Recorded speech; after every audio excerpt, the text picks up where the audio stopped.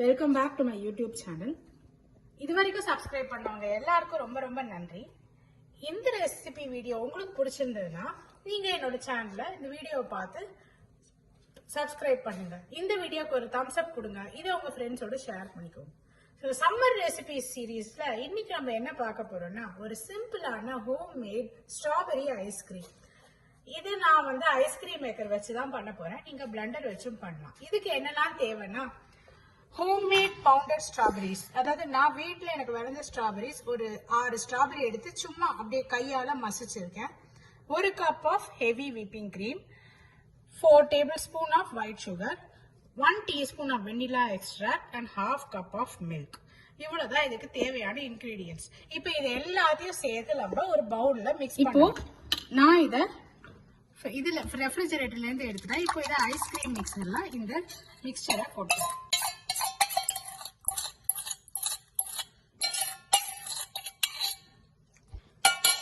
போட்டு இத உள்ள போட்டு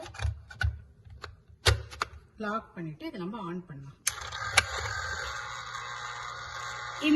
இந்த ஐஸ்கிரீம் ரெசிபி ஐஸ்கிரீம் ரெடி ஆனதுமே நம்ம இதை பார்க்கலாம். இப்போ நம்ம அந்த பேட்டரை நான் இப்போ இந்த வேஃபிள் மிக்ஸ்ல போட்டிருக்கேன். இந்த மாதிரி ஒரு இன்ஸ்ட்ருமெண்ட் கிடைக்கும். இதை வச்சுதான் நம்ம அந்த ஐஸ்கிரீம் கூட பண்ண போறோம். ஸோ இது ஸ்டீம் எஸ்கேப் ஆனதுக்கு அப்புறம் வேஃபிள் குக் ஆகணும். குக் பண்ணதுக்கு அப்புறம் நம்ம கோன் பண்ணும்போது பார்க்கலாம்.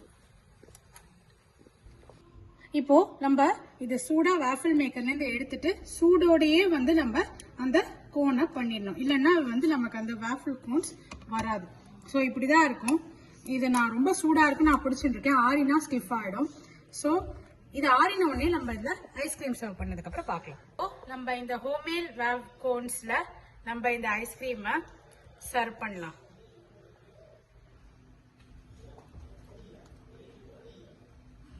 டெலிஷியஸ் ஆன homemade strawberry ice cream with homemade waffle cone. நீங்களும் வீட்டில் ட்ரை பண்ணுங்க. உங்களோட கமெண்ட்ஸை போஸ்ட் பண்ணுங்க. இந்த வீடியோ உங்களுக்கு பிடிச்சிருந்ததுன்னா என்னோட சேனலுக்கு சப்ஸ்கிரைப் பண்ணுங்க. என்னோட வீடியோஸ்க்கு ஒரு லைக் போடுங்க. உங்க ஃப்ரெண்ட்ஸோட ஷேர் பண்ணுங்க. இன்னொரு ரெசிபியில பார்க்கலாம். நன்றி, வணக்கம்.